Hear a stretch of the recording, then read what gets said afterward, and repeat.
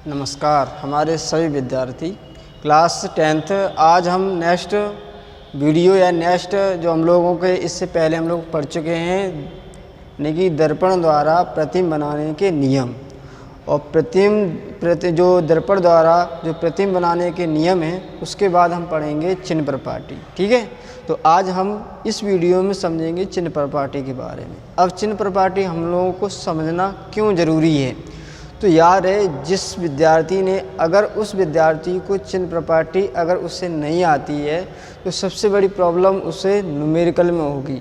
ध्यान रहे, तो आप बड़े ध्यानपूर्वक समझें।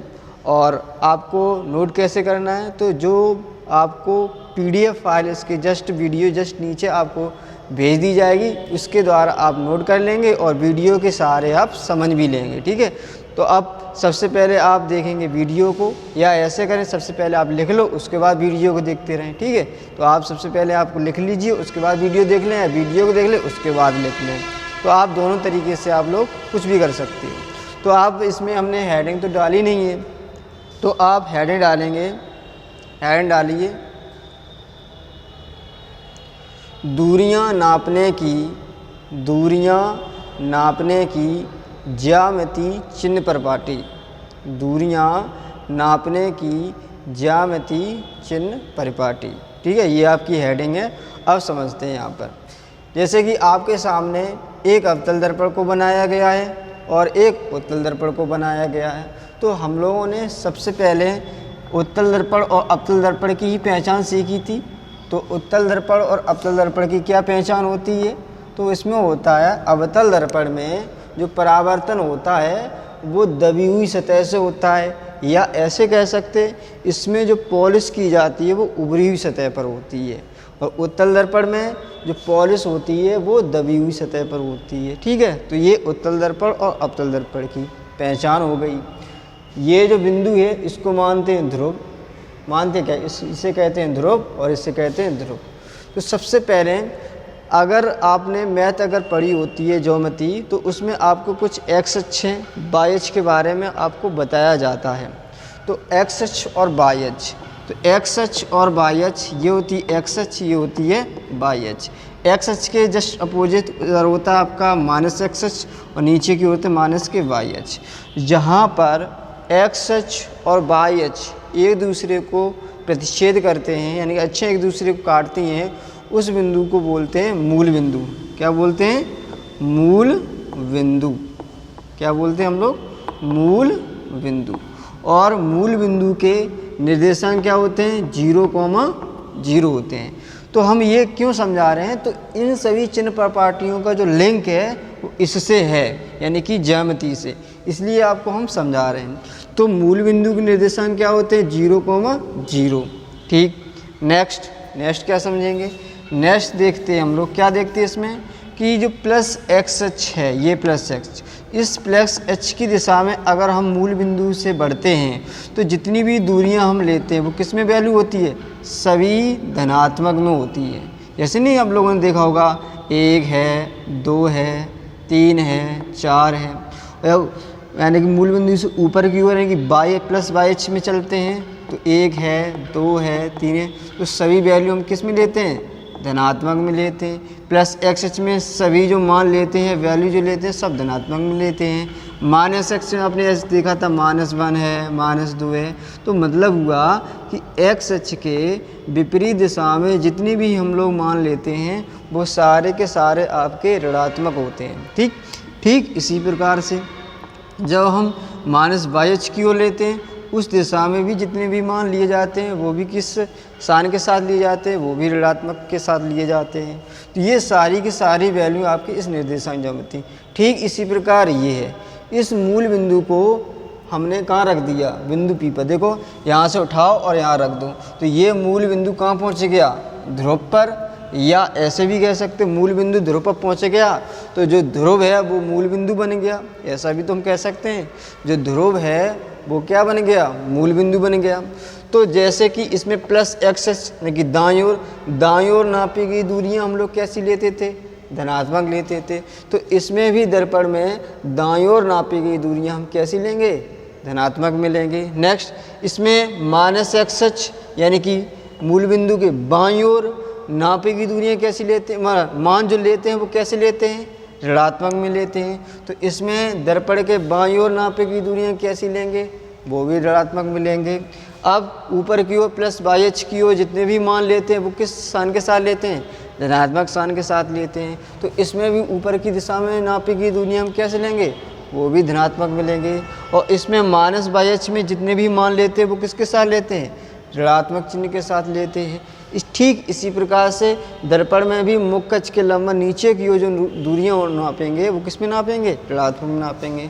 तो ये हमारी क्या है, ये हमारी है मुख्य अक्ष। अगर पीडीएफ फाइल में अगर मुख्य अक्ष नहीं लिखी है तो आप इसको लिख लेना, ये है मुख्य अक्ष। ठीक है, तो ये सारी के सारे आप ये और ये दोनों हैं। देखो उत्तल दर्पण में दाईं ओर प्लस प्लस, उत्तल दर्पण में मुख्य अक्ष के लंबवत ऊपर की ओर, या अवतल दर्पण में मुख्य अक्ष के लंबवत ऊपर की ओर, सभी कैसे हैं, प्लस प्लस हैं। सभी कैसे हैं, माइनस माइनस है। इसमें भी नीचे की ओर कैसे है, माइनस माइनस। तो दोनों के लिए सेम टू सेम है। तो अब हम समझते हैं नंबर 1। नंबर 1 क्या होता है, अभी बताया था मैंने, सारा का सारा जो एक्स अक्ष है, वाई अक्ष है, उसको उठाकर हमने क्या रख दिया था, मूल बिंदु पर। तो ये मूल बिंदु जो है ये ध्रुव बन गया, या ध्रुव जो है मूल बिंदु पर आ गया। तो नंबर 1 क्या कहता है, नंबर 1 चिन्ह प्रॉपर्टी ये कहती है कि दर्पण के ध्रुव को हम क्या मानते हैं, मूल बिंदु। ठीक है, नंबर 1 हो गया, दर्पण के ध्रुव को हम लोग मूल बिंदु मानते हैं। ठीक, नंबर 2, जैसे कि मूल बिंदु में ये जो एक्स अक्ष है, वाई अक्ष है, माइनस वाई अक्ष है, माइनस एक्स अक्ष है, तो सारी की सारी जितनी भी मान या दूरी जो लेते थे या मान लेते थे सही वो मूल बिंदु से देखते थे। ठीक इसी प्रकार से सभी दूरियां हम कहाँ से नापेंगे, हम ध्रुव से नापेंगे। ध्यान रहे, सभी दूरियां हम कहाँ से नापेंगे, ध्रुव से नापेंगे, चाहे ये वाला ध्रुव हो या फिर ये वाला ध्रुव। तो आपके 2 हो जाते हैं। नंबर 1 कौन सा होता है, दर्पण के ध्रुव को मूल बिंदु मानते हैं। नेक्स्ट, सभी दूरियां दर्पण के ध्रुव से नापते हैं। ठीक, नेक्स्ट नंबर 3 क्या है, नंबर 3 है कि वस्तु को सदैव दर्पण के किधर रखेंगे, बाईं ओर रखते हैं। इधर होता है बाईं ओर, इधर होता है आपका दाईं ओर। तो वस्तु को सदैव दर्पण के बाईं ओर रखते हैं। किधर रखते हैं, बाईं ओर रखते हैं। तो 3 नंबर हो गया हमारा, वस्तु को सदैव दर्पण के बाईं ओर रखते हैं। ठीक, नंबर 4 क्या होता है कि बाईं ओर, इसमें क्या चिन्ह लगा हुआ है, ऋणात्मक। तो इधर हो गया आपका बायां पक्ष यानी कि बाईं, और इधर हो गया आपका दाईं। तो जो बाईं ओर नापी गई दूरियां हम इसमें किस प्रकार का साइन लगा हुआ है, ऋणात्मक। तो बाईं ओर नापी गई दूरियां सदैव कैसी लेते हैं, ऋणात्मक लेते हैं। जबकि दाईं ओर नापी गई दूरियां, इसमें साइन कैसा लगा है, धनात्मक। जबकि दाईं ओर नापी गई दूरियां हम कैसे लेंगे, धनात्मक में लेते हैं। देखिए इस चित्र में देखें कि बाईं ओर आपका माइनस है, इसमें भी माइनस है। तो मतलब हुआ कि दर्पण के जो ध्रुव से हम जो सभी दूरियां नापते हैं, दर्पण के बाईं ओर, यही तो बायां है, दर्पण के बाईं ओर नापी गई दूरियां सदैव ऋणात्मक लेंगे, जबकि दाईं ओर नापी गई दूरियां सदैव धनात्मक लेंगे। चाहे आपका उत्तल दर्पण हो, चाहे आपका अवतल दर्पण हो, कौन सा भी आपका दर्पण दिया जाए, अगर हम लोग बाईं ओर दूरी नाप रहे हैं तो उनको हम लेंगे ऋणात्मक में, अगर हम दाईं ओर नाप रहे हैं तो उनको लेंगे हम धनात्मक में। तो ठीक है, ये हमारे 4 नंबर हो गए। नंबर 5 क्या कहता है, नंबर 5 ये कहता है कि जो वस्तु की दूरी होगी, कौन सी होगी, वस्तु की दूरी। ध्यान से समझें, जो अगर वस्तु की दूरी को हमेशा प्रदर्शित करेंगे हम यू से, किससे प्रदर्शित करेंगे, स्मॉल यू। आप कैपिटल वी मत बनाना, कैपिटल यू मत बनाना, स्मॉल यू।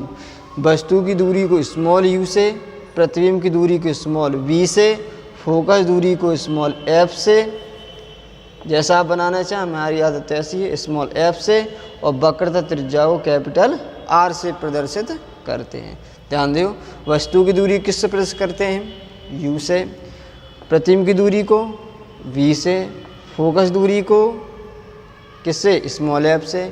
अब यहाँ रुक जाइए, फोकस दूरी उत्तल दर्पण की भी हो सकती है, अवतल दर्पण की भी हो सकती है।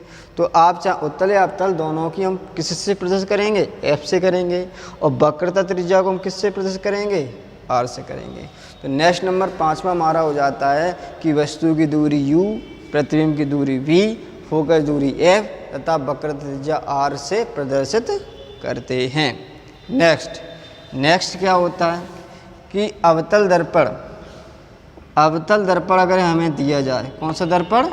अवतल दर्पण, तो उसकी जो फोकस दूरी लेंगे किस चिन्ह के साथ लेंगे? ऋणात्मक चिन्ह के साथ लेंगे। अगर आपकी फोकस दूरी अवतल दर्पण की फोकस दूरी दी जाए तो उसका मान ऋणात्मक के साथ लेंगे। अगर आपका उत्तल दर्पण दिया जाए तो उसकी जो फोकस दूरी बोलेंगे धनात्मक चिन्ह के साथ। ठीक, तो नेक्स्ट क्या बनता है कि अवतल दर्पण की फोकस दूरी सदैव ऋणात्मक जबकि उत्तल दर्पण की फोकस दूरी सदैव धनात्मक लेते हैं। ठीक है, ये हो जाता है। आपको समझ में आ रहा है? अच्छी बात है। और समझें नेक्स्ट क्या होता है? नेक्स्ट होता है ये मुक्कच है, मुक्कच के लंबवत ऊपर की ओर किस प्रकार के चिन्ह लगे हुए? धनात्मक चिन्ह लगा हुआ है। और मुक्कच के लंबवत नीचे की ओर कैसा चिन्ह लगा हुआ है? ऋणात्मक चिन्ह लगा हुआ है। ठीक है, तो नेक्स्ट नियम होता है या नेक्स्ट चिन्ह प्रॉपर्टी होती है दर्पण की मुख्य अक्ष के लंबवत ऊपर की ओर नापी गई दूरियां सदैव धनात्मक लेते हैं, जबकि नीचे की ओर नापी गई दूरियां सदैव ऋणात्मक लेते हैं। ठीक है, तो ये हो जाता है नेक्स्ट। ठीक है, और नेक्स्ट क्या होता है? नेक्स्ट नंबर है कि यदि प्रतिबिंब मुख्य अक्ष के लंबवत ऊपर की ओर बनता है, यदि प्रतिबिंब मुख्य अक्ष के लंबवत ऊपर की ओर बनता है, ये मुख्य अक्ष है, अगर ऊपर बन रहा है इस प्रकार से तो वह प्रतिबिंब मानेंगे कैसा बन रहा है? सीधा बन रहा है, तो इसको हम कहेंगे सीधा। अगर प्रतिबिंब मुख्य अक्ष के लंबवत नीचे की ओर बन रहा है तो इसको मानेंगे प्रतिबिंब कैसा बन रहा है? उल्टा बन रहा है। और ये प्रतिबिंब कैसा बनेगा? सीधा।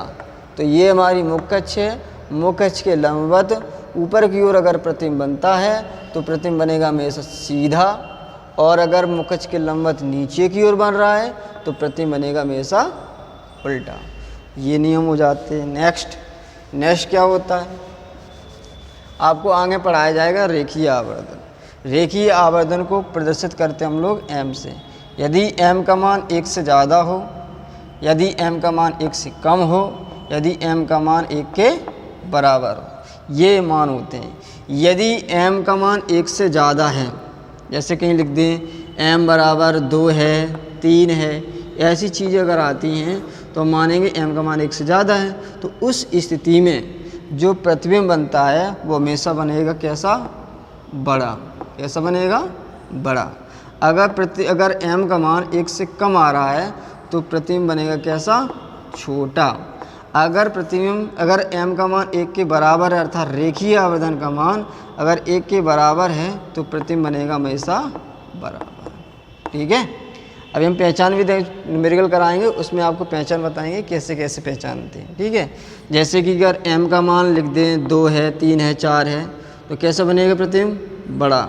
अगर m का मान 1 से कम है, 1/2 है और 0.5 है, अर्थात एक ही चीज़ लिखी है 0. ऐसे कह दें 2/3 है। ठीक है, तो ये सारी 1 से कम है, तो उस स्थिति में प्रतिबिंब जो बनेगा कैसा बनेगा? छोटा बनेगा। ठीक है, अगर m का मान 1 के बराबर है तो बराबर ही बनेगा। नेक्स्ट ये हो जाते हैं नियम 3 नंबर। नेक्स्ट क्या कहता है? नेक्स्ट कहता है यदि m का मान किसमें हो? ऋणात्मक में हो, तो प्रतिबिंब बनता हमेशा वास्तविक। कैसा बनता है? वास्तविक और उल्टा। वास्तविक और उल्टा। और यदि m का मान अगर धनात्मक चिन्ह के साथ हो तो प्रतिबिंब बनेगा हमारा कौन सा? आभासी व सीधा। ठीक है, आभासी व सीधा। तो m के साथ साथ हम प्रकृति बता सकते हैं कि प्रतिबिंब सीधा बन रहा है उल्टा, तो प्रकृति हम इसको आसानी से बता सकते हैं। अब देखते हैं कैसे बताएंगे। जैसे हमारे सामने एक वैल्यू लिख के आ गई m बराबर +2। ठीक है, सबसे पहले ये पहचानो कि ये m का मान जो 1 से ज़्यादा है कम है, बताओ। तो 1 से ज़्यादा है तो प्रतिबिंब कैसा बनेगा? बड़ा। कैसा बनेगा? बड़ा। अब m का मान ये देखो, ये प्लस में है या माइनस में? तो प्लस में है।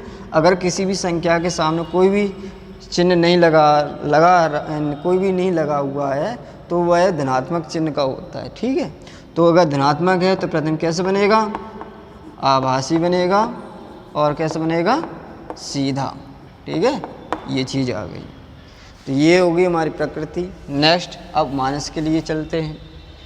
जैसे अगर m का मान लिख दे -3, इसमें कह दें -3, तो सबसे पहले आपसे पूछे कि 1 ज़्यादा होता है कि -3 ज़्यादा होता है, तो आप तुरंत कहोगे सर 1 बड़ा होता है और -3 छोटा होता है। लेकिन इसमें थोड़ा आपको अलग, इसमें आपको 2 पार्ट देखने पड़ेंगे। एक ये पार्ट के साथ हम प्रकृति लिखेंगे और एक पार्ट ये पार्ट के साथ लिखेंगे। तो सबसे पहले आप 3 को देखो, माइनस को भूल जाओ, 3 को देखो। 3 ये 1 से बड़ा है छोटा है, तो बड़ा है तो प्रतिबिंब कैसे बनेगा? बड़ा बनेगा। अब चिन्ह देखो, चिन्ह के साथ साथ हम बताएंगे वास्तविक है का आभासी, सीधा है कि उल्टा। अब m का मान ऋणात्मक है कि धनात्मक है? ऋणात्मक है, तो ऋणात्मक के लिए प्रतिबिंब कैसे बनेगा? वास्तविक बनेगा। और कैसा बनेगा? उल्टा। वास्तविक बनेगा और उल्टा बनेगा। ठीक है, तो ये हमारी चिन्ह प्रपाटी होती हैं। आप बड़े ध्यानपूर्वक समझें और बार बार देखें वीडियो को, नहीं समझ में आता है। और दूसरी बात कि जो आपको PDF फाइल इस वीडियो में जो दी जाएगी उसको ध्यानपूर्वक आपको नोट कर लेना और सभी विद्यार्थी आप अपनी फेयर साथ साथ बनाते चलें। Thank you.